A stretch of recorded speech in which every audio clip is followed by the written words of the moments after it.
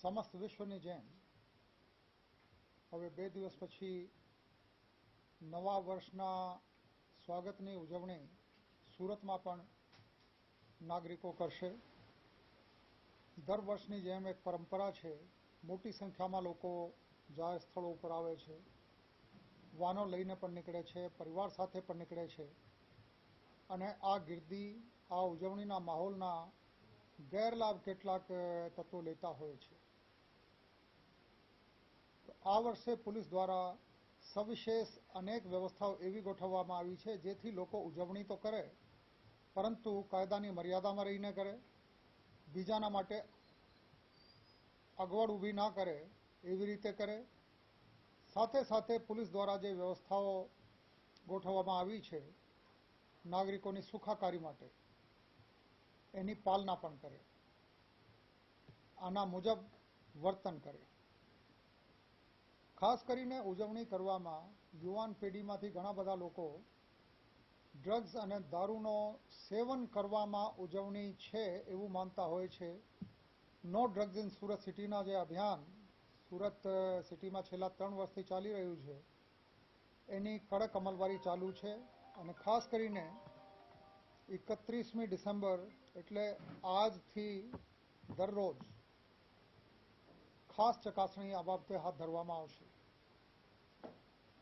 અમારી પાસે 200 કરતાં વધારે બ્રેથલાઇઝર્સ છે, એટલે કોઈએ દારૂ પીધેલી છે કેમ એની ડિટેક્શન આ ઉપકરણની મદદથી થઈ શકે એના પણ મહત્તમ ઉપયોગ કરવામાં આવશે। જેમ મેં વાત કરી કે જાહેર સ્થળો ઉપર જે લોકપ્રિય જગ્યાઓ છે, ગમતી જગ્યાઓ છે, ત્યાં લોકો મોટી સંખ્યામાં ભેગા થતા હોય છે તો ક્રાઉડ કંટ્રોલ માટે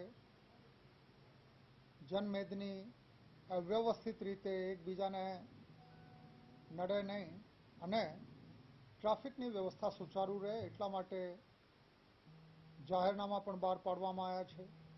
કેટલીક જગ્યાએ ટ્રાફિક ડાયવર્ઝન પણ રાખવામાં આવશે અને આના માટે અગમચેતીના ભાગરૂપે પોલીસ દ્વારા વ્યવસ્થા કરવામાં આવી છે જેથી લોકોને પહેલાંથી ખબર પડી જાય કે કઈ કઈ જગ્યાએથી ટ્રાફિક ડાયવર્ઝન રાખવામાં આવ્યા છે। આ તમામ તૈયારીઓના ભાગરૂપે પોલીસ દ્વારા ગઈકાલે કેટલાક વિસ્તારોમાં કોમ્બિંગ કરવામાં આવી હતી જેમાં સિનિયર અધિકારીઓ પણ હતા અને ખૂબ પ્રભાવી કામગીરી આ કોમ્બિંગ, વાહન ચેકિંગ અને બીજી ચેકિંગ મારફતે કરવામાં આવી છે। ખાસ કરીને પ્રોહિબિશનના બુટલેગરો, પ્રોહિની પ્રવૃત્તિ સાથે સંકળાયેલ ઇસમોની ખાસ ચકાસણી અત્યારે ચાલુ છે અને છેલ્લા 6 દિવસમાં 700થી વધારે કેસો થયા છે, જેમાં પીધેલાના 381 કેસ છે અને બાકી કેસ દેશી દારૂ અને વિદેશી દારૂના છે। આમાં આ કેસોમાં છેલ્લા 6 દિવસમાં લગભગ 81 લાખ રૂપિયાના મુદ્દામાલ પોલીસ દ્વારા કબજે કરવામાં આવ્યા છે, જેમાં દારૂની કિંમત 36 લાખથી વધારે થાય છે।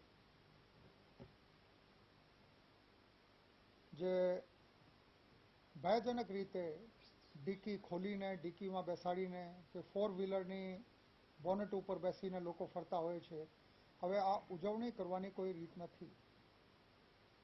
આ કાયદાની વિરુદ્ધની બાબત પણ છે અને કોઈના માટે પણ ભયજનક પણ છે અને બહુ ખરાબ આના લીધે દ્રશ્યો ઊભા થાય છે। પોલીસ 100% પ્રયાસ કરશે કે આ પ્રકારની તક કોઈને મળે નહીં અને આપના માધ્યમો થકી હું બધાને રિક્વેસ્ટ પણ કરું છું કે આ બાબતે શિસ્તની જાળવણી તમારા પોતાના ભલામાં છે। આ તમામ મુદ્દાઓ બાબતે હું બહુ ટૂંકમાં કહું કે ઉજવણી કરો પરંતુ કાયદાઓમાં રહેશો તો ફાયદામાં રહેશો। જે પોલીસ દ્વારા વ્યવસ્થા કરવામાં આવી છે આમાં જે PCR વાન છે મોટી સંખ્યામાં તૈનાત કરવામાં આવી છે, જેટલી ફ્લિકરિંગ લાઇટ સાથે મોટરસાઇકલો છે આ તમામ ઉપયોગમાં લેવામાં આવશે। પિકેટ મૂકવામાં આવશે એટલે ચકાસણીના પોઈન્ટ રહેશે પોલીસના। સીસીટીવી જે અમારા નેટવર્ક છે જેની ફીડ અમારા કંટ્રોલ રૂમમાં આવે છે ત્યાં અધિકારીઓ બેસશે અને કયા વિસ્તારમાં કેવી પરિસ્થિતિ છે એના ઉપર ચાંપતી નજર રાખશે. પરિસ્થિતિ પ્રમાણે જુદા જુદા વિસ્તારમાં ડ્રોનના પણ ઉપયોગ કરવામાં આવશે, જેથી ગીર્દીના કોઈ ગેરલાભ ના લઈ જાય, કોઈ અસામાજિક વર્તન ના કરે.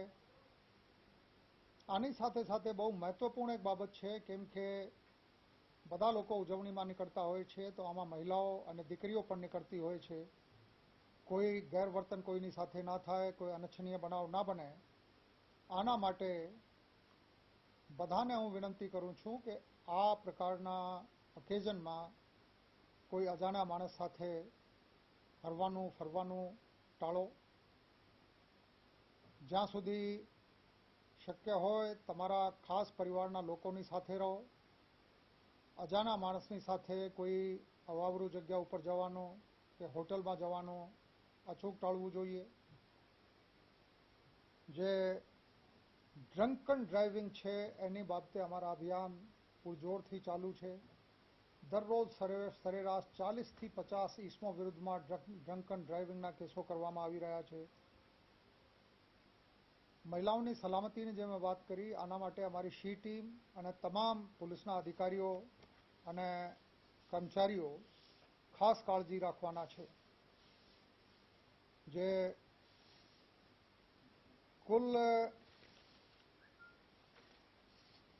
चेकिंग भी करेगी, पुलिस की नाकाबंदी भी होगी. जो नॉन क्रिमिनल्स हैं उनकी चेकिंग भी रहेगी, उन पे भी नजर रहेगी.